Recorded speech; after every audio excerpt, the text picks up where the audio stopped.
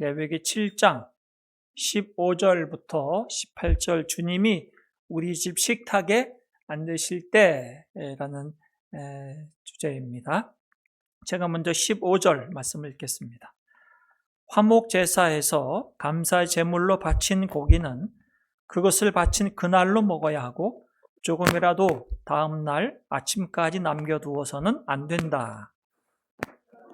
그가 바치는 희생 제물이 내가 것을 지키려고 바치는 제물이거나 그대로 바치고 싶어서 스스로 바치는 제물이냐 그는 그 제물을 자기가 바친 그날에 먹을 것이며 먹고 남은 것이 있으면 그 다음 날까지 다 먹어야 한다. 그러나 사흘째 되는 날까지도 그 희생 제물의 고기가 남았으면 그것은 불살라야 한다. 그가 화목 제물로 바친 희생 제사의 고기 가운데서 사흘째 되는 날까지 남은 것을 먹었으면 나 주는 그것을 바친 사람을 기쁘게 생각하지 않을 것이며 그가 드린 제사가 그에게 아무런 효험도 나타나지 못할 것이다. 그뿐만 아니라 그런 행위는 역겨운 것이어서 날 지난 제물을 먹는 사람은 벌을 받게 된다. 아멘. 오늘도 제가 그림을 하나 준비했습니다. 이 그림은 지금부터 한 3,500년 전, 모세 시대 때 하나님께서 이스라엘 백성들에게 너희들이 하나님께 나오기 위해서는 제물을 가지고 나와야 된다. 그 제물은 흠 없는 가축이어야 된다는 거죠. 흠 없는 가축. 그러니까 야생에서 잡아오면 안 되죠. 집에서 기르는 가축. 굉장히 정이 많고 여러분들도 요즘에 그 강아지도 키우고 고양이도 키우고 하지만 집에서 내가 키우는 그 가축을 잡는다는 것은 진짜 마음이 아픈 일 아니겠습니까? 근데 하나님 앞에 나올 때는 한 사람이 어떤 사람은 경제적 형편에 따라서 소를 잡을 수도 있고요. 어떤 사람은 염소를 잡을 수도 있고요. 어떤 사람은 양을 잡을 수 있습니다. 그래서 하나님께 나올 때마다 다 저렇게 가축을 끌고 와야 됩니다. 흠없는 재물을 가지고 이렇게 오는 이유는 나를 대신해서 이 짐승이, 이 재물이 나를 대신해서 나의 모든 허물을 치르는 것, 값을 치르는 것이고 흠 없는 그 자격이 나에게 그대로 오게 되는 상호 교환이 되는 그 은혜의 교환을 하기 때문에 저 제사에는 반드시 저런 제물이 흠 없는 제물을 꼭 가지고 하나님 앞에 나오도록 하는 것이 이제 우리가 지금 읽고 있는 구약의 레위기입니다. 근데 제사가 한 가지 제사하면 좋은데 제사가 구약에는 몇 가지가 있냐면 5가지가 있어요. 5가지가. 이게 제사가 이렇게 많으니까 우리나라는 제사 지내는 집 보니까 부모의 조상에 따라서 제사를 드리잖아요. 그죠? 근데 여기는 하나님께 제사를 드리는데 제사를 종류가 5가지예요. 왜 이렇게 많은지. 하나님께서 굉장히 좀 까다로우신 분이신가 그렇게 생각하겠지만 제사를 5가지나 번제, 지난주 했죠. 번제, 또 소제, 오늘 볼 화목제, 속죄제, 속건제 이런 5가지가 되는 이유는 2가지입니다. 하나는 여러분들이 종합병원에 가면 과가 몇 개가 있어요? 과가? 하나 있어요? 하나? 아니죠. 소아과 1번, 2번 안과 있죠. 피부과, 그렇죠. 정형외과, 내과, 외과 있잖아요. 우리 몸이 그렇게 아플 때 굉장히 다양하게 아플 수 있단 말이죠. 근데 실상 하나님 앞에 나아갈 때 우리가 고장난 우리의 몸과 마음과 영혼이 너무나 깊고 너무나 복잡하기 때문에 우리가 쉽게 하나님 앞에 나가서 용서받는 길이 하나의 제사로는 안 된다 하기 때문에 5가지나 되는 겁니다. 그래서 이 죄의 심각성과 죄의 복잡성을 하나님께서는 굉장히 세부적으로 나눠서 제사하도록 한 거죠. 마치 종합병원처럼 그렇게 되는 거죠. 또 하나는 하나님과의 관계는 제사가 5가지를 통해서 회복이 되고 우리가 깨끗하게 정결이 되거든요. 그만큼 하나님과 관계도 풍성하다 그 말이죠. 여러분들이 사랑의 5가지 언어라고 하는 책을 읽어보셨죠? 사랑에도 5가지 언어가 표현이 있대요. 첫 번째는 인정하는 말을 통해서 사랑을 경험한 사람이 있대요. 두 번째는 선물을 받으면 나는 사랑받는다. 그렇게 사랑의 언어가 선물인 경우도 있고, 세 번째는 봉사하는 거죠. 봉사함을 통해서 저 사람이 나를 이렇게 희생해주고 섬겨주면 나는 사랑받고 나를 사랑하는구나 그렇게 느낀 사람이 있대요. 네 번째는 스킨십으로 몸을 만져서 그렇게 한 사람이 있고, 또 한 가지는 함께하는 시간, 같이 있어주는 시간을 오래 갖춰주면 저 사람이 나를 사랑하는구나. 그 사랑도 표현이 이렇게 5가지 언어가 있답니다. 그만큼 하나님도 우리와 함께, 이스라엘 백성과 함께 동행하고 이제 하나님의 텐트, 하나님의 집을 짓고 동행하시는 데 있어서 그만큼 사랑도 풍성하고 다채롭기 때문에 5가지 제사를 드려라 그렇게 말씀하신 겁니다.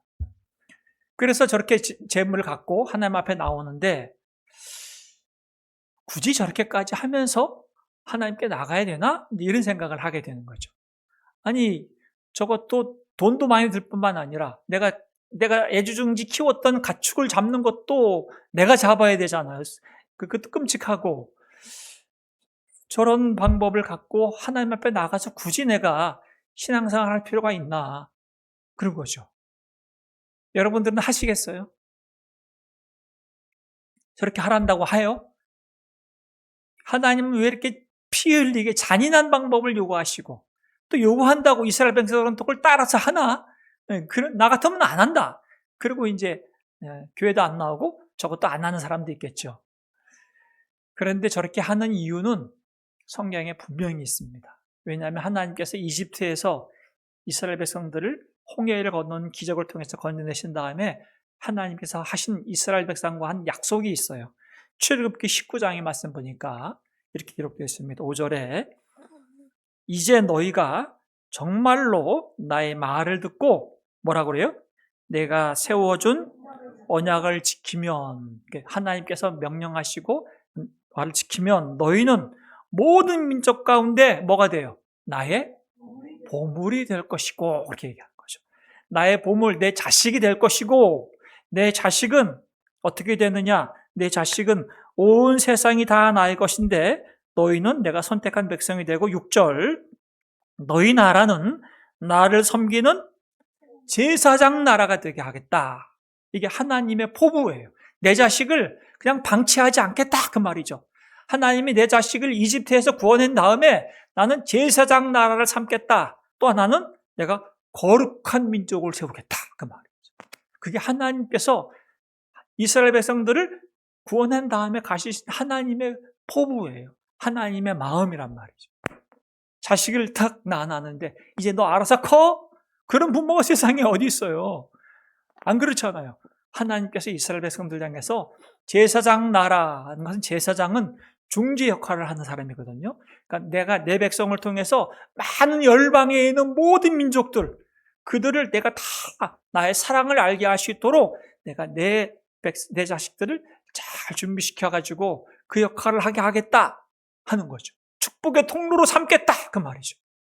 그러기 위해서는 어떻게 해요? 자격과 그런 실력을 갖춰야 되잖아요. 그러기 위해서 내가 거룩한 민족을 삼겠다. 거룩한 삶이 무엇인지, 그래서 나와 너가 동행하면서 같이 이 세상에 복주기 위해서는 너희들도 나와 같이 거룩한 수준으로 성장해야 하는데 내가 이 방법을 가르쳐 주마. 그래서 제사가 5가지가 필요하고요. 레위기 말씀을 쭉 보면 혹시 너희들이 부정하거나 죄를 지었거나 더럽거나 병에 걸렸을 때에는 이렇게 해야 너희가 정결하게 되고 내 앞에서 나와 함께 풍성한 교제를 가질 수 있다. 그게 이제 자세하게 교과서처럼 자세하게 쓰여진 책이 레위기예요. 그러니까 레위기를 읽으면서 하나님은 우리를 위해서 이렇게 사랑이 많으시구나. 아주 디테일한 작은 부분까지도 하나님께서 우리에게 사랑의 표현을 하시고 있는 거죠. 근데 오늘 여러분들이 교회 오실 때 가축 한 마리씩 들고 오셨어요? 안 들고 왔죠? 왜 그럴까요? 예수님 때문에. 예수님을 믿는다는 것은 그래서 굉장한 자유와 우리의 삶의 무거운 짐을 다 내려놓게 된 거예요. 왜냐하면 예수님께서 이 모든 5가지 제사를 예수님이 완벽하게 본인이 제사장이시기도 하셨고 본인이 제물이 되시기도 하셨기 때문에 본인이 성전에 되시잖아요. 이 3가지를 완전히 가지신 죄 없으신 하나님의 아들 예수님이 이 땅에 오셔서 모든 제사를 우리가 드려야 할 거를 그분이 대신 다 제물도 되셨고 완벽한 성전이 되셨고 제사를 집례하는 대제사장으로 되셔서 우리가 더 이상 이 예수 믿는 사람들은 이전 제사를 드릴 필요가 없는 거죠. 히브리서 말씀 볼까요? 히브리서 10장에 이제 구약 시대에는 모든 제사장은 날마다 제단에 서서 직무를 수행하면서 똑같은 제사를 거듭드렸지만 그러한 제사가 죄를 없앨 수는 없었습니다. 그러나 다 같이 읽어볼까요? 그리스도께서는 죄를 사하시려고 단 한 번의 영원한 유효한 제사를 드리신 후에 하나님 오른쪽에 앉으셨습니다. 단 한 번의 유효한 제사가 십자가의 대속의 죽으심, 그분이 우리를 위해서 완벽한 순종의 삶을 사신 그분의 생애, 산제사의 삶을 사셨고 완벽한 대속의 제물이 되신 그것이야말로 예수님께서 우리 위에 완벽한 5가지 제사를 다 드리셨기 때문에 더 이상 우리는 가축을 가지고 와서 예배 드릴 수 없었어요. 그럴 필요가 없는 거예요. 1세기 초대교회 때 예수 믿는 사람들이 모여서 예배를 드리는데 사람들 다 신기하게 생각했어요. 전 다 사입이야. 왜냐하면 그 당시에 그리스 로마 신화 여러분들이 책을 봐도 그들은 신전이 어마어마하게 큰 신전이 있었죠. 신전에서 제사를 집례하는 제사장들이 있었고 거기에는 제물을 갖다가 바쳐야 된단 말이죠. 근데 기독교인들은 모이면 제물이 있어요, 없어요? 없어요. 집에서 모여요, 집에서. 그리고 제사장이 있어요, 없어요? 제사장도 없어. 제물도 없어. 신전도 없어.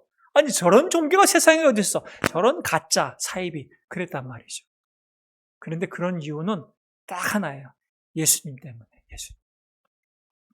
마가복음 10장 45절에 인자는 우리 예수님은 섬김을 받으러 온 것이 아니라 섬기러 왔으며 다 같이요.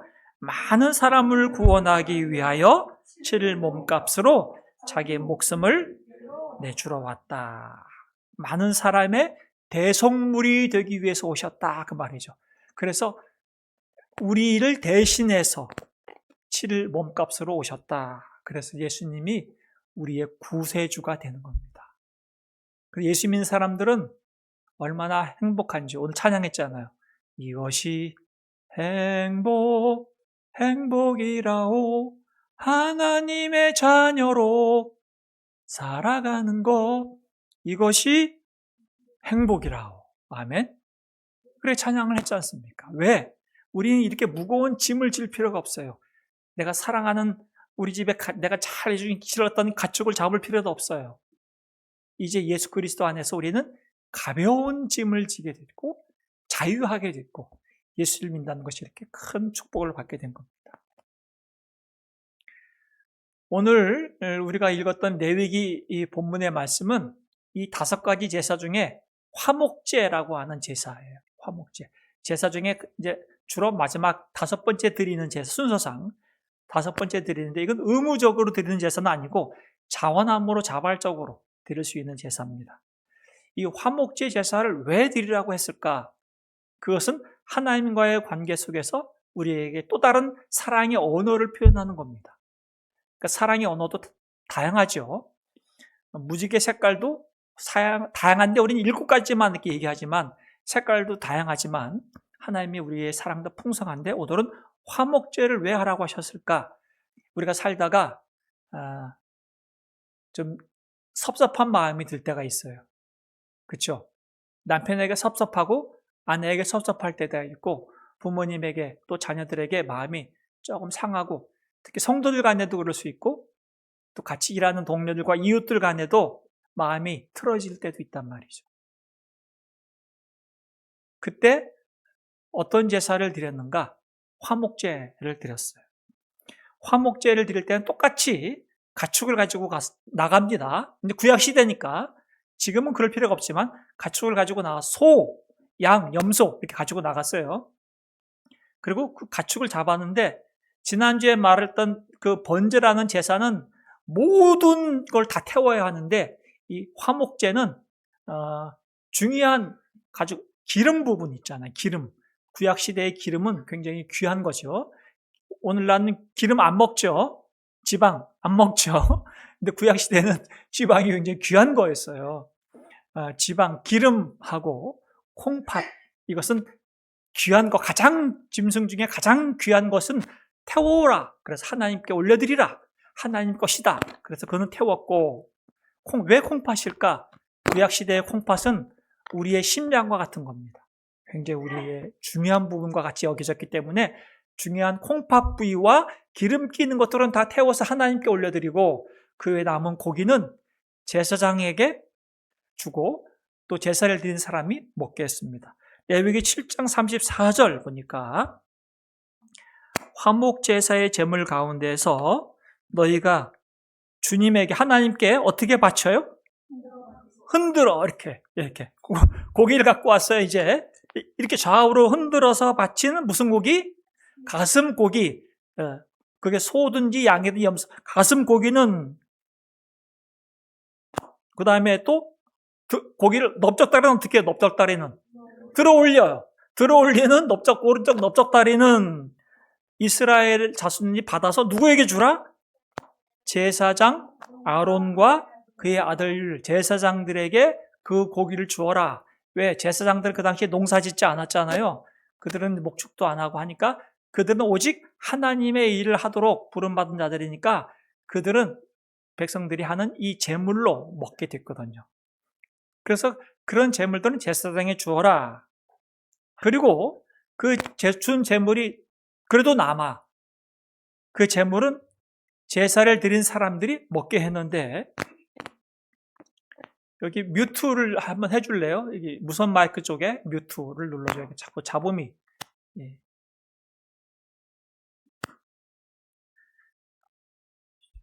여기에 소와 양과 염소를 드리지만 여기에 곁들여서 뭐를 같이 드리게 됐냐?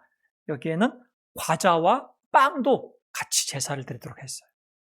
그 이유가 나중에 설명드리겠습니다. 7장 11절 말씀에 보니까 나 주에게 화목제사의 제물을 바칠 때 규례는 다음과 같은데 누구든지 감사의 뜻으로 화목제사를 드릴 때 누룩을 넣지 말고 반죽하여 만든 과자, 누룩을 넣지 않고 기름만 발라서 만든 과자, 그리고 밀가루를 기름으로 반죽하여 만든 과자를 감사제사의 제물에다가 곁들여서 화목제물 드릴 때 과자를 같이 드려라 그랬단 말이죠. 13절 감사의 뜻으로 드리는 화목제사의 제물에는 이건 뭐예요? 누룩을 넣어서 만든 빵 같이 곁들여 드려라. 그러니까 과자와 빵을 짐승만 제물만 드리는 게 아니라 과자와 빵도 같이 제물로 드리는 거죠. 왜 그랬을까? 이건 이따가 말씀드립니다. 그래서 화목제를 드릴 때는 고기를 남겨서 제사장에게도 주고 그리고 이 고기를 제사를 드린 사람이 먹으라 그런 겁니다. 근데 그 고기를 먹되 유통기한이 있어요. 그 고기를 하루 만에 다 먹어야 돼요. 하루 만에. 근데 하루 만에 다 못 먹거든 너희가 자원함으로 드리거나 서원해서 내가 서원한 것을 다 이루었을 때 드린 거는 그 다음 날까지는 먹을 수 있다. 이틀까지는 유통기한이 있다. 근데 3일째는 안 된다. 그때 먹으면 안 된다. 이게 하나님이 정한 법이에요. 15절 말씀을 본문에 보니까 감사제물로 바친 고기는 그것을 바친 그날로 먹어야 된대요. 남겨두어서는 안 된대요. 근데 그가 서약한 것을 지키려고 바치는 제물이거나 자원함으로 바친 거는 그날 먹을 것이며 다음 날까지도 허용이 됐어요. 근데 셋째 날은 안 되는 거죠. 그러면 이제 제가 소를 한 마리 갖고 왔어요. 소를 갖고 와가지고 중요한 부분 기름, 콩팥 부분은 태워서 하나님께 올려드렸고 소가 이제 굉장히 좀 이렇게 저보다 크잖아요, 그죠? 덩치가. 고기가 있어요. 고기 일부는 제사장의 몫으로 주고 그 다음에 고기가 많이 남았어. 그날 먹어야 돼. 제가 대식가는 아니지만 소 한 마리를 그날 다 먹을 수 있을까요? 못 먹죠. 수십 인분이 될 텐데, 그죠? 100명이 넘게 먹을 수 있는 이 소일 텐데. 그러면 어떻게 할까요? 가족을 부르겠죠. 가장 친한 가족들을 다 불러요. 가족들 불러서 이제 사촌에 팔촌까지 불러서 먹는데도 고기가 그래도 남아. 소 한 마리를 그래도 우리 집 가족이 7명이지만 7명이 소 한 마리 먹겠어요? 안 되죠. 부모님도 부르고 형제들 다 불러요. 그래도 소 한 마리 먹을까요? 못 먹죠. 그러면 이제 또 누구 불러요? 그때 이제 친한 사람 이제 전화해가지고 오늘 고기 먹자. 다 부르죠. 그렇게 다 부르게 돼서 그 고기를 다 먹는 거죠. 만약에 고기가 남아지면 태워야 돼요. 없애야 돼요. 18절 말씀 보니까 그가는 누구냐면 제물을 바친 사람이에요. 18절. 그가 화목제물을 바친 희생자의 고기 가운데 사흘째 되는 날까지 남은 것을 먹었으면 하나님께서 그 바친 사람을 기쁘게 생각하지 않는데요. 그가 드린 제사는 아무런 효임이 없다. 제사는 아무 효력이 없다. 뿐만 아니라 그가 그거 먹는 행위와 제사 드린 거는 다 가정하고 역겨운 것이 되고 만다. 그래서 3일째 고기를 먹으면 벌을 받는다. 그런 거죠. 그러면 3일째 고기가 아깝다고 해서 3일째 먹으면 돼요, 안 돼요? 안 돼요. 3일째는 태워 없애야 돼요. 그러면 이틀째까지 다 없애야 돼요. 다 먹어야 돼요. 그러면 이틀 때까지 먹기 위해서는 내가 욕심이 아무리 많다고 해도 먹는 한계가 있잖아요. 그래서 그 당시 냉장고도 없으니까 다 소진해야 된 그 시대에 내 주변에 있는 아는 사람들, 지인들을 다 불러서 잔치를 벌이는 거죠. 그래서 화목제는 기쁨의 잔치예요. 화목의 잔치예요. 섭섭한 사람, 내가 이제 좀 내 가족들하고 좀 섭섭했는데 하나님 앞에 화목제 드릴 일이 있어서 화목제를 드리고 재물이 남았어요. 그러면 어떻게 해요? 그걸 버릴 수는 아깝잖아요. 그러면 가족들을 불러야 되잖아요. 그래서 같이 하나님 앞에 드려진 재물 그리고 하나님과의 관계가 좀 화목된 것처럼 섭섭한 마음 가졌던 사람, 내 마음에 아픔을 줬던 사람들로 불러서 같이 음식을 먹음을 통해서 용납하고 화해하고 화목하게 하도록 기쁨의 음식을 먹게 한 거죠. 그게 화목제입니다. 하나님께서는 이 땅에 하나님의 백성들이 함께 모여 살 때에 그 섭섭함이 오래된 것을 원치 않으셨어요. 딱 며칠까지 여기서는 딱 며칠? 유효기간이 첫날이면 가장 좋고 둘째 날까지는 허용해 준다. 셋째 날은 안 된다. 그랬단 말이죠. 이것을 사도 바울이 뭐라 그랬냐면 너희를 분을 품어도 그날 그렇죠? 그날 해지기 전에 다 풀어야 된다. 그렇게 바울은 해석을 했습니다. 신명기 27장에 보면 7절에 화목제를 드리고 거기서 먹으며 주 당신들의 하나님 앞에서 뭐라고요? 즐거워하래. 이게 화목제예요. 하나님이 단수히 하나님 아니고 복수죠. 당신들의 하나님. 그러니까 우리가 믿는 하나님 앞에서 우리가 즐거워하는 게 화목제죠. 12장 7절 말씀에 보니까 당신들은 주 당신들의 하나님이 계시는 그 앞에서 먹도록 하십시오. 그리고 주 당신들의 하나님이 당신들이 수고한 일에 복을 주실 것을 생각하면서 다 같이요 가족과 함께 즐거워하십시오. 이게 화목제물이에요. 화목제. 그래서 가정과 교회가 하나님의 말씀으로 예수님이 이 일을 완벽히 이루셨구나 한 것을 경험할 때마다 우리 가정에 우리의 마음에 섭섭한 일이 생기거나 소원한 일이 생기면 식사를 준비해 놓고 또 우리가 함께 자리를 만들어서 이것이 오래가지 않도록 서로 내 마음을 풀고 상대방을 사랑하는 시간을 꼭 가져야 하는 거죠. 그게 건강한 가정과 건강한 교회의 모습이에요. 이게 방치되는 것을 하나님께서 원치 않으신다. 이건 나는 한 끝에 난 뒤끝이 장난이 아니야. 나다 한번 걸려봐. 나는 끝까지 물고 늘어져. 그러면 안 된다. 화목제는 그래서 안 된다 하는 거죠. 예수님이 이 땅에 오셔서 제자들과 함께 마지막 식사를 하시면서 떡과 포도주를 통해서 성찬을 베푸셨단 말이죠. 그것이 화목제의 역할이 된 거죠. 고린도 교회가 세워졌어요. 예수님께서 부활하신 다음에 고린도 교회가 세워졌는데 교회 안에 여러 사람들이 모이잖아요. 근데 교회 안에서 이제 음식을 같이 먹어야 하는데 어떤 사람은 퇴근을 빨리 했어. 그러니까 배가 고프니까 퇴근을 빨리 해서 음식을 교회에서 준비한 음식을 먼저 먹자야. 그래서 먼저 먹었어요. 먹다 보니까 뭐 먹고 포도주도 마시고 하니까 벌써 술이 취해가지고 얼큰하게 취해가지고 오락가락 하는데 잔업을 하고 늦게까지 일하고 있는 사람 노동자들 있잖아요. 노예들은 이렇게 일찍 올 수가 없잖아요. 밤 늦게 왔는데 먹을 게 없는 거예요. 세상에. 그러니까 교회는 모였는데 음식을 함께 나누어서 주의 성찬을 기리기 위해서 모였는데 세상에 누구는 먼저 먹이고 술이 취해버리고 누구는 먹을 게 없는 거죠. 배가 고픈 거죠. 그래서 바울이 혼냈어요. 그 교회를, 고린도 교회를. 고린도전서 11장에 보니까 그렇지만 여러분이 분열되어 있다 그랬어요. 여러분이 한 자리에 모여서 먹어도 그것은 뭘 먹는 것이 아니다? 주님의 만찬을 먹는 것이 아니다. 왜 그러냐? 먹을 때에 사람마다 제각금 자기 저녁을 먼저 먹음으로 어떤 사람은 배가 고프고 어떤 사람은 술 취한 거예요.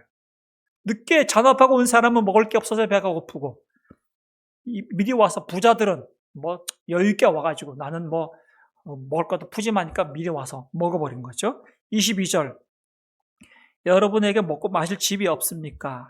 그렇지 않으면 여러분이 하나님의 교회를 어떻게 해요?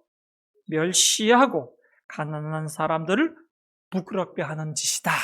그렇게 책망했단 말이죠. 화목제의 메시지를 지금 고린도 교회가 잃어버리고 있기 때문에 바울이 다시 한번 주님의 성찬의 의미가 무엇인가 그걸 말하는 거죠. 너희가 정말 배고프면 집에서 먹고 와. 그리고 늦게 퇴근하는 사람까지 기다려. 이게 바울의 처방이에요. 33절 그러므로 나의 형제자매 여러분, 여러분이 먹으려고 모일 때 어떻게 해라? 서로 기다리십시오. 그거죠. 이게 교회인 거죠. 이게 화목제물의 메시지예요. 주님의 성찬을 대하는 사람들의 마음입니다. 배고픈 사람은 집에서 먹어야 할 것입니다. 그건 여러분이 모이는 일에 심판받는 일이 없도록 합시다. 그래서 모든 사람이 소외된 사람 없이 다 우리가 가족이라고 하는 것들을 느낄 수 있도록 하는 것이 교회요. 그것이 화목제물이다 하는 것을 말씀하고 있습니다. 우리 주님은 여러분과 저희 가정의 식탁의 주인이 되셨습니다. 주님이 우리 가정의 주인이시고 왕이십니다.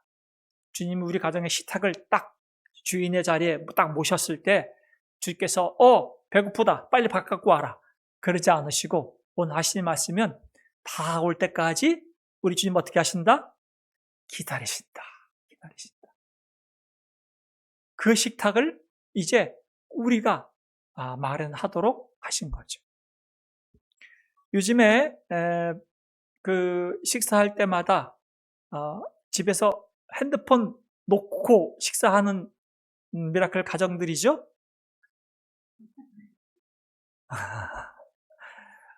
저희 집의 원칙은 있어요. 저희 밥 먹을 때는 핸드폰 하면 안 돼요. 식탁에서는.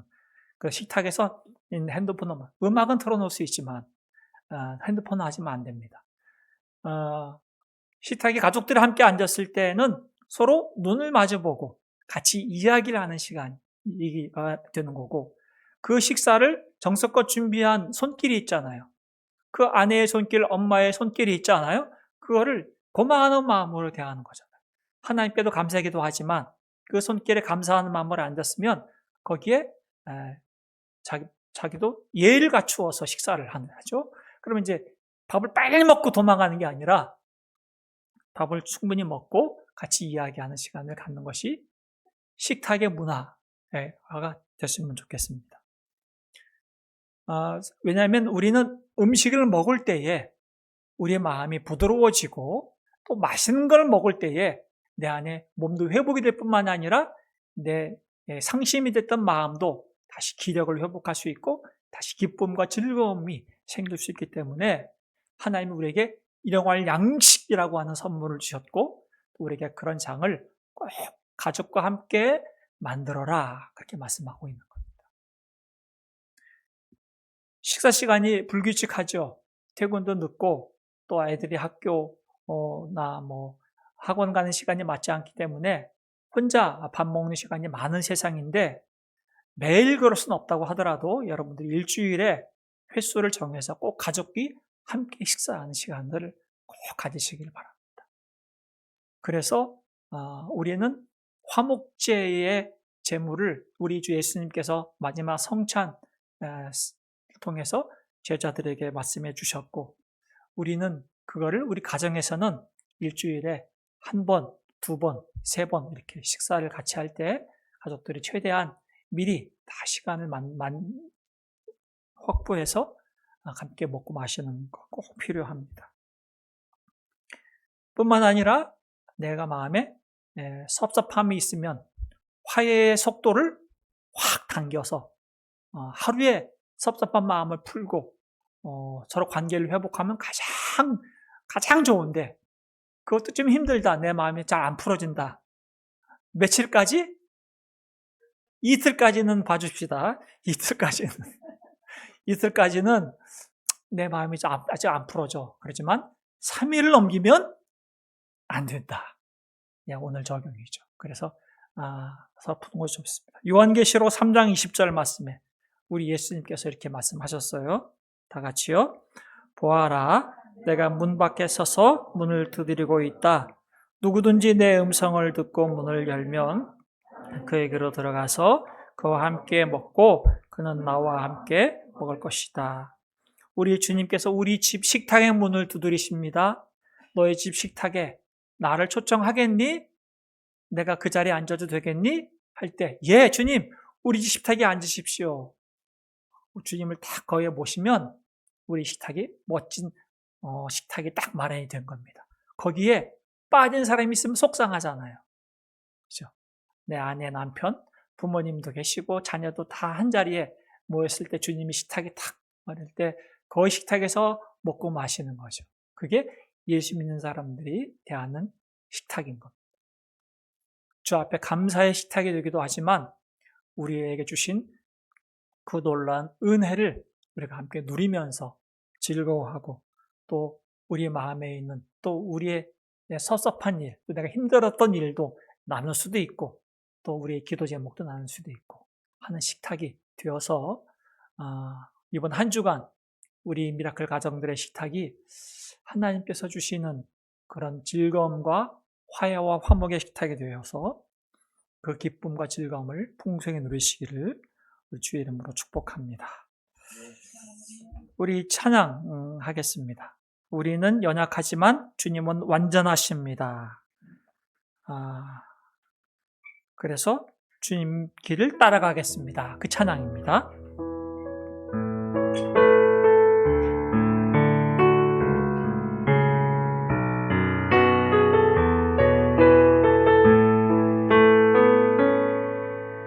주여 우린 연약합니다. 우린 올리며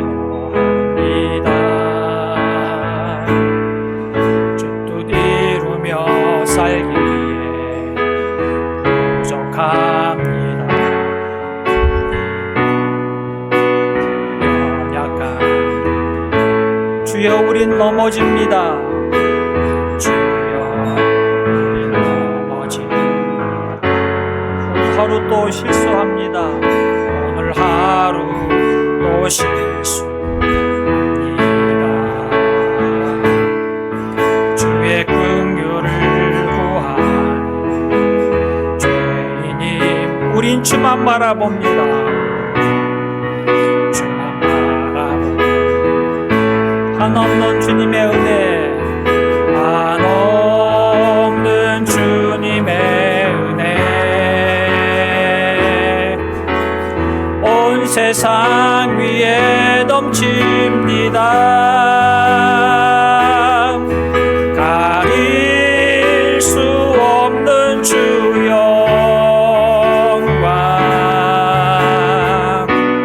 온 땅 위에 충만합니다. 주님만이 길이오니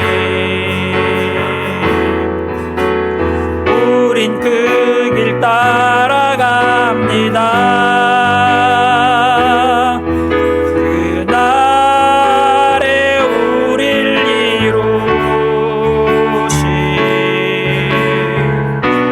주는 완전함. 우리 한 번 더 찬양합시다. 주여, 우리 연약합니다. 주여, 우린 연약합니다. 우린 오늘을 힘겨워합니다. 우린 오늘을 힘겨워합니다. 주 뜻 이루며 살기에, 주 뜻 이루며 살기에 부족합니다.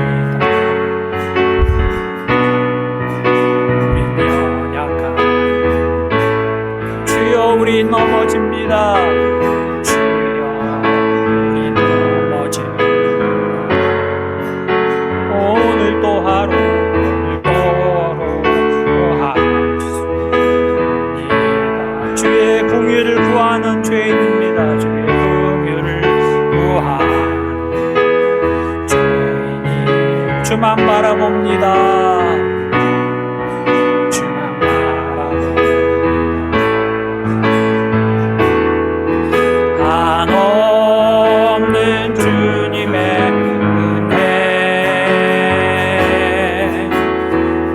세상 위에 넘칩니다. 가릴 수 없는 주 영광, 온 땅 위에 충만합니다.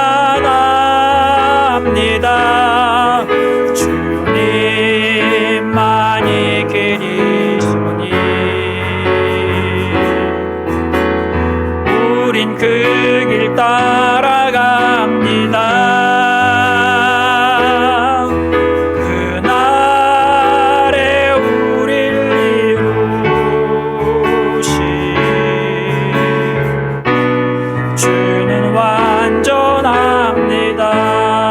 그날에 우릴 이루신, 그날에 우릴 이루신 주는 완전합니다. 주는 완전합니다.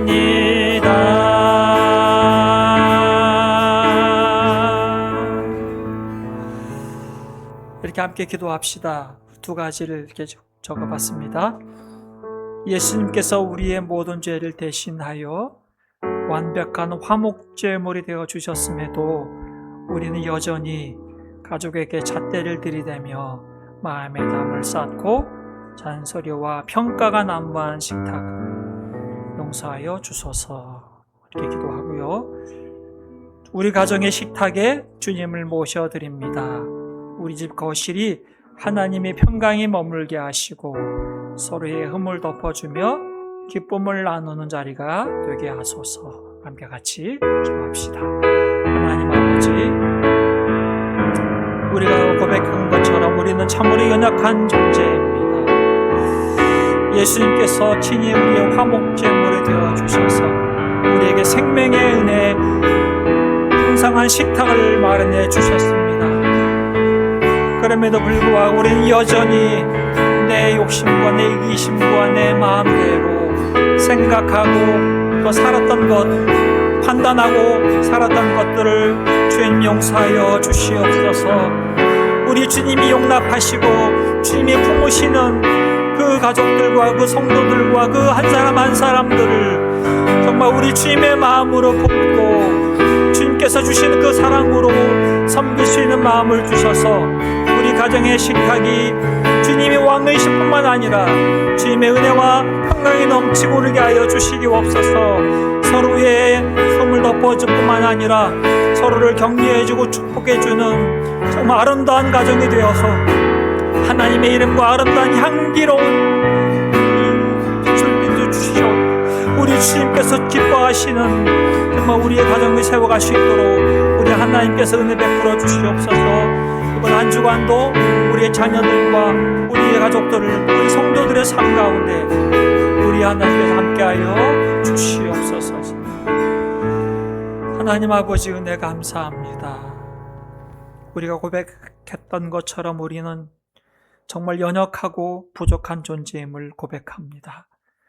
자격 없는 우리를 살리시기 위하여서 예수님이 친히 십자가의 대성물이 되어주셨고 하나님과 우리를 화목케 하시기 위해서 화목제물이 되어주셨지만 우리는 여전히 또 나 중심적이고 그래서 내게 불편하면 또 원망하고 또 그래서 때로는 판단하고 내 기준으로 내 잣대로 또 생각했던 이 모든 것들을 주님 불쌍히 여기시고 용서하여 주시옵소서.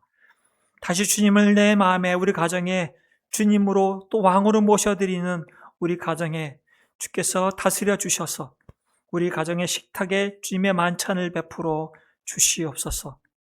주님께서 우리의 모든 것들을 용납하시고 품으신 것처럼 서로를 향하여서 사랑의 마음과 눈으로 바라보게 하시고 그 약함을 서로 보완해주고 또 배려해 줄 수 있는 마음도 주시옵소서.